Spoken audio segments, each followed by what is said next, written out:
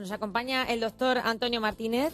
Él es neumopediatra de neumología y pediatra de pediatría y miembro del Servicio de Pediatría del Hospital Universitario de Toledo. Y Carlos Almonacid, el doctor Carlos Almonacid, es neumólogo y vocal también de SEPAD. Bienvenidos, ¿cómo estáis?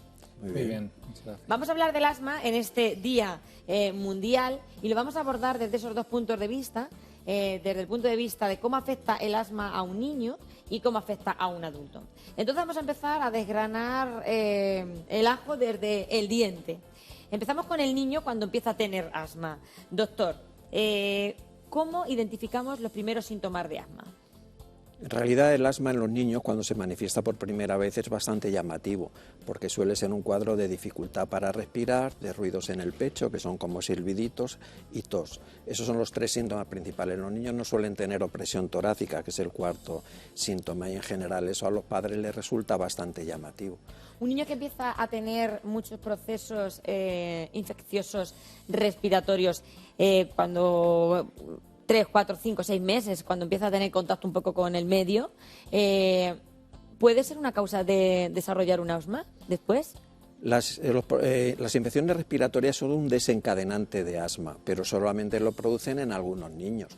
La mayoría de los niños tienen infecciones respiratorias de vías altas que no le producen esa obstrucción bronquial, pero en algunos niños sí se produce. Y de hecho, el primer episodio... Te digo por eso esa bronquiolitis que muchas personas Claro. que nos están viendo en casa, porque se diagnostican a los peques cuando empiezan en la guardería, dicen, al 3x2 lo tengo ingresado con una bronquiolitis. La bronquiolitis realmente es el primer episodio. Solamente al primer episodio se le llama bronquiolitis y está producido por un virus especial, que es el virus respiratorio sincitial en la mayoría de los casos. Son los casos posteriores los que en algunos niños, que más o menos es la mitad de los niños que tienen una bronquiolitis, siguen teniendo estos episodios de dificultad respiratoria con los siguientes catarros. Y es a eso a lo que llamamos asma, inicialmente asma del lactante o episodio de sibilancias, que porque es un término los lactantes que todavía se discute, y más adelante pues ya el asma del preescolar, del escolar o del adolescente. ¿Hay un componente genético, doctor? Sí hay un componente genético en el sentido de que el asma es más frecuente en las familias que ya lo han sufrido, pero esto no significa que se herede necesariamente, sino simplemente que es un poco más frecuente en la familia de los asmáticos. Hoy también queremos quitarnos algunos mitos, porque no podemos, antes hablábamos de las enfermedades respiratorias infecciosas, pero el asma no es infeccioso, eso es erróneo el asma decirlo. no se contagia. No se puede, si usted tiene asma no se lo va a contagiar a nadie. No.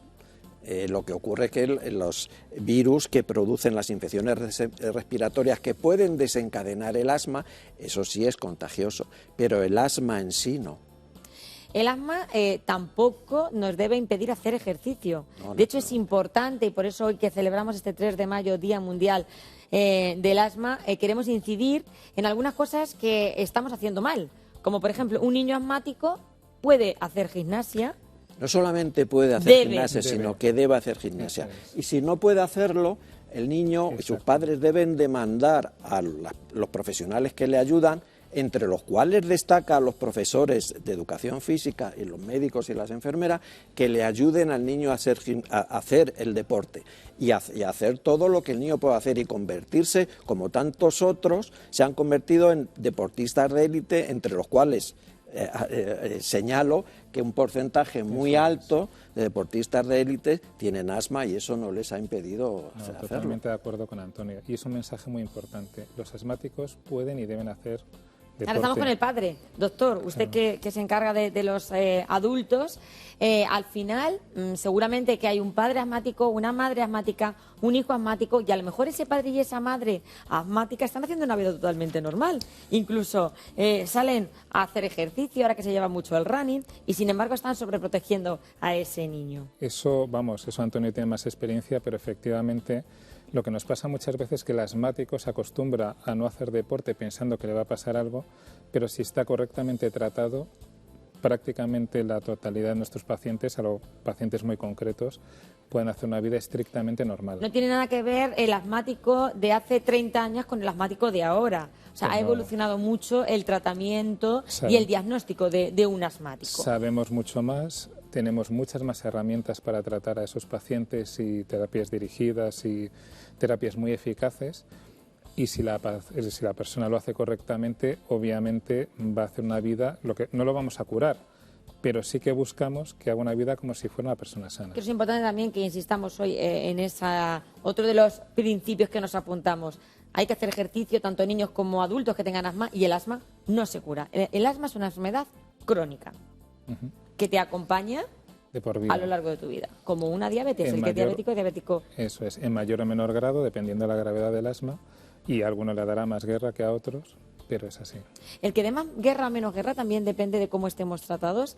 Hay muchas personas asmáticas que no están debidamente diagnosticadas, o a lo mejor porque no han acudido a esas primeras consultas, doctor. Efectivamente, hay niños, y eso lo vemos diariamente en los servicios de urgencia, incluso en la hospitalización, que te llevan la sorpresa que niños ingresan por una crisis de asma y cuando preguntas, en realidad esa crisis viene estando anunciada por un mal control o síntomas pequeños que a veces son los padres o los profesionales sanitarios no acabamos de detectar. Y eso naturalmente hace más fácil que finalmente haya una crisis. Pero hay que decir que nuestro sistema sanitario yo creo que ofrece posibilidades a los padres, en nuestro caso, de contar con profesionales muy cualificados que les puedan ayudar tanto en atención primaria como en atención especializada. Y realmente el control del asma, que si bien no se cura, digamos, es algo muy parecido a curarse en el sentido de que puedes hacer una vida completamente normal, se consigue en una proporción muy alta de niños y adultos. ¿Cuál es el síntoma más evidente que nos hace salir corriendo cuando hay una crisis asmática? Porque es verdad que muchas veces, y sobre todo en los niños, ahora que están otra vez los virus como muy revolucionados, y lo estáis viendo vosotros en consulta, están apareciendo un montón de episodios de faringitis, laringitis, esas toses que en un momento determinado te pueden asustar y que no tienen nada que ver con un proceso asmático, para aprender a diferenciarlos. El síntoma más preocupante y el que debe hacer ir a urgencias es la dificultad para respirar, la sensación de ahogo, porque el resto puede haber, de los tres síntomas importantes, que es el tener pitos en el pecho, una respiración ruidosa o el toser, realmente eso no es lo más importante, sino la dificultad para respirar. Y la dificultad para respirar se puede aprender muy sencillamente a detectar, y eso lo hacemos todos los días los pediatras en los servicios de urgencia y en las consultas, enseñar a los padres a detectar cuando el niño tiene realmente dificultad respiratoria, porque si no hay veces que los padres dudan, no saben si y ahora la tiene o no la tiene, pues realmente la primera vez te puede pillar un poco desapercibido, pero después se aprende a ver eso. Que un padre va a saber distinguir perfectamente cuando hay una dificultad respiratoria o una tos causada por una laringitis, que se nota además el comportamiento incluso de nuestro propio rostro, de la tez, cómo cambia cuando hay una sensación de ahogo y cuando hay una laringitis, que todavía hay que enseñar a los padres que es importante lo de sacarlos, ¿verdad? Y que les dé el frío. Bueno, pero eso es para la laringitis, que es un poco diferente. La laringitis produce una dificultad respiratoria un poco distinta de la del asma. ¿Cómo es la diferencia? La laringitis se manifiesta sobre todo por lo que es porque cambia la voz, se pone un poquito ronca y la tos es completamente diferente. Es una tos, pero una tos diferente a la que han tenido en otras ocasiones. Y después, en general, la dificultad para respirar se acompaña de un ruido al coger aire, que es muy llamativo. Sí, como si fuera una sibilancia así. Pero la sibilancia es un ruido al echar el aire. Es verdad. Es un ruido expiratorio, es un poquito diferente. Realmente, cuando un padre tiene una laringitis de verdad, que ocurren siempre a primera hora de la noche, si no se asusta, es que no se asusta de nada. Y es muy frecuente que los padres lleguen a urgencia diciendo, mire, mi hijo se estaba ahogando, de verdad que hace un ruido, pero ya no le pasa, porque simplemente sacándole por la noche al frío ese estridor disminuye. Pero son cosas diferentes. Son cosas distintas. No es laringitis y asma son cosas, porque la laringitis si se curan, el niño es un proceso infeccioso y además, que empieza y acaba. Rápidamente el niño mejora. Empieza y acaba, y sin embargo el asma es una circunstancia que esas reagudizaciones y los síntomas de descontrol mantenido perduran en el tiempo y ejercen una acción más perjudicial sobre la vida cotidiana de niños y adultos. Y sobre todo, ya hablaremos también de los mayores, cuando ese asma pues van pasando los años y va afectando todavía más a la actividad bronquial. Pero hay una pregunta que nos hace Mari Carmen, doctores, y ella tiene un inhalador. Es asmática y también tiene cataratas, y dice que el inhalador y las cataratas que hacen una combinación malísima. No, a ver, los tratamientos que tenemos ahora mismo para el asma son muy seguros. Obviamente ningún tratamiento es inocuo. Y es verdad que es un tratamiento a largo plazo y tienes ciertos efectos secundarios. Eso obviamente ahora se está intentando ajustar la medicación de la mejor manera posible. Y es verdad que esa persona va a terminar desarrollando cataratas de una manera o de otra. ¿Puedes adelantar un poco la aparición de esas cataratas? Pues es una posibilidad. Pero si lees el prospecto de cualquier fármaco, y en concreto los inhaladores en particular del asma, pues hombre, te pueden entrar muchos miedos. Pero la realidad es que la mayoría de nuestros pacientes están bien tratados, hacen una vida normal y no tienen problemas serios si hacen las cosas bien. Y por eso también ajustamos, de ahí la importancia que vayan a un especialista, de que también con su médico de familia, también el que la atiende, ajustar el tratamiento, porque lo que sí intentamos es ajustar al mínimo la medicación, precisamente porque somos conscientes de esos potenciales efectos adversos a largo plazo. También es verdad que cada vez más tenemos tratamientos mucho más inocuos en ese aspecto. Pues si tienen ustedes más dudas como Mari Carmen, marcan el 925 28 77 91 o pueden también mandar un WhatsApp, lo que ustedes prefieran, y nos preguntan y nos consultan. Antes hablábamos de ese síntomas desencadenante del asma, que es esa sensación de falta de aire. Y durante estos 2 años, pues la falta de aire ha sido seguramente la causa de echar a correr, porque podíamos pensar que si había varios síntomas como fiebre, tos y falta de aire, podíamos tener un COVID preocupante. Ha habido muchos asmáticos también preocupados por el COVID. ¿Cuántos niños se han quedado en casa? Mi hijo es asmático, no lo voy a llevar a la escuela, no vaya a coger COVID. Vamos a ver, cuando empezó esta enfermedad, pues ni siquiera los más mayores pues sabíamos lo que iba a pasar, porque ha sido nuevo para todos. Y parecía razonable pensar que las personas, y los niños en particular, yo hablo sobre todo de los niños, que tenían problemas respiratorios previos, fueran más vulnerables a la infección por el SARS-CoV-2, el virus de la COVID.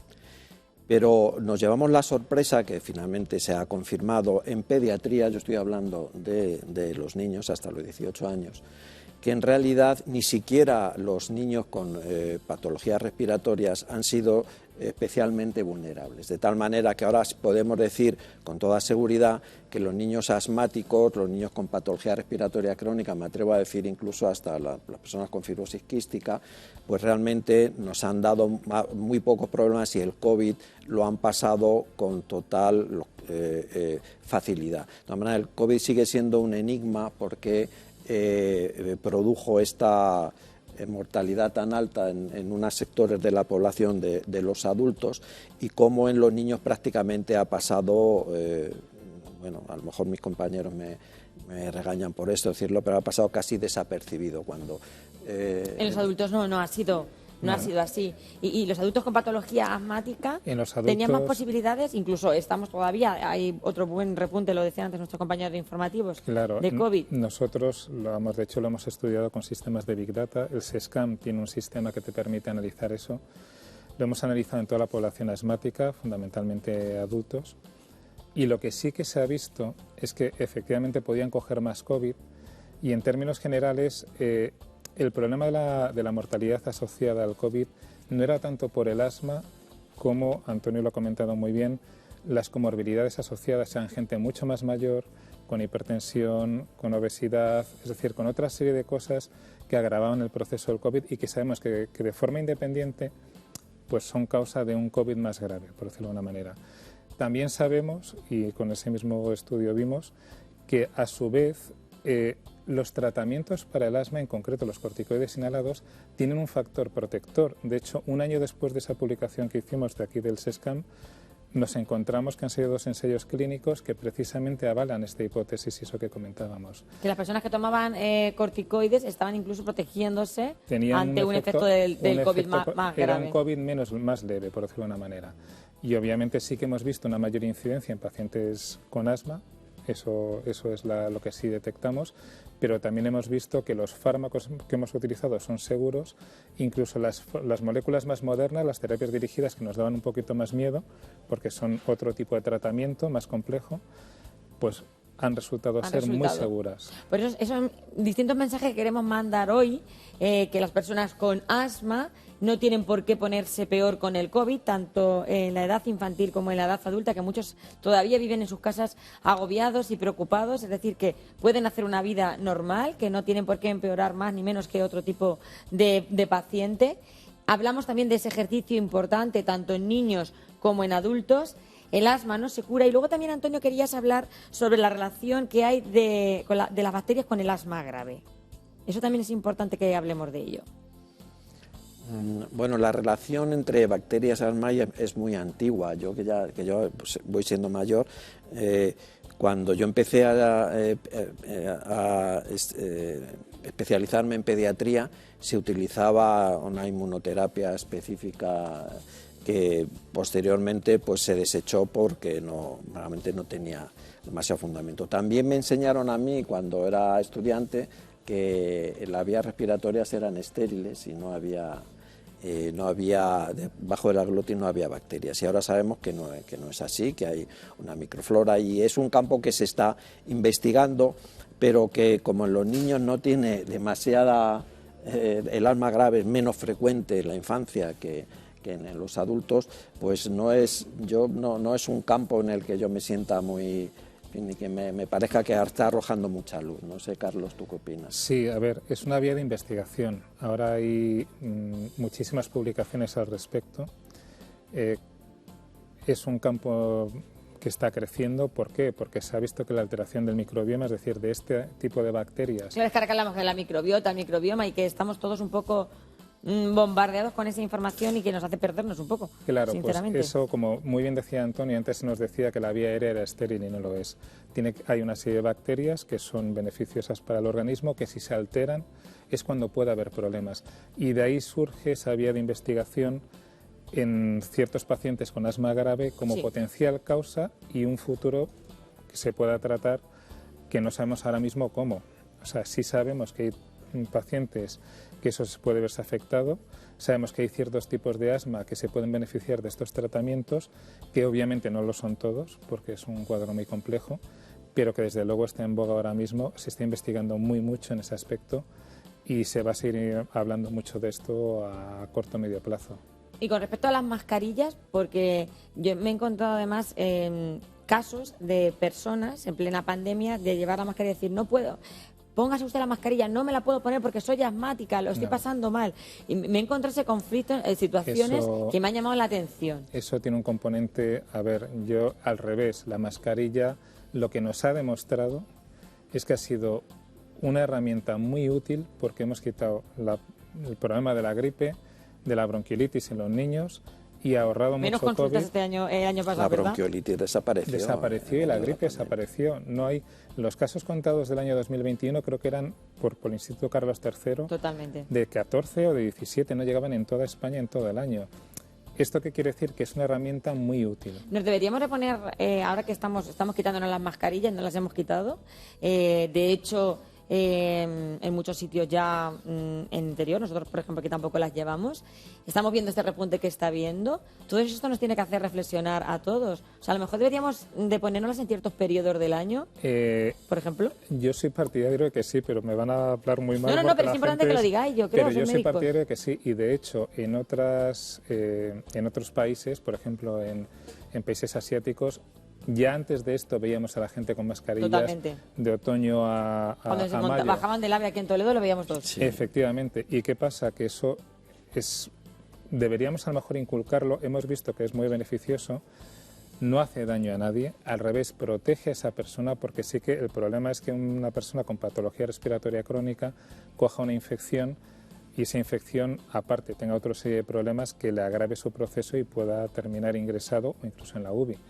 Entonces, desde luego ha demostrado una gran utilidad. Yo soy partidario, a pesar de que es algo que a nivel de calle la gente no está muy a favor, pero obviamente es que bueno. En periodos en los que llegue la gripe, o sea, cuando llegue octubre, igual que Periodos anunciamos vamos a fríos. vacunarnos, pues a lo mejor ahí deberíamos de ir todos con mascarilla, los niños en el cole. Otoño e invierno. Otoño e invierno. Y la primavera también a lo mejor ahí mantenerlo un poquito y luego ya después cuando llegara el Claro. buen tiempo, quitárnosla. Eso sería lo ideal. También es verdad que hay detractores, ojo. Ya lo sé. Porque Ya lo sé, por también- eso yo pregunto. Y detractores también a nivel de investigación. ¿Por qué? Porque también el problema lo tienes que tenemos que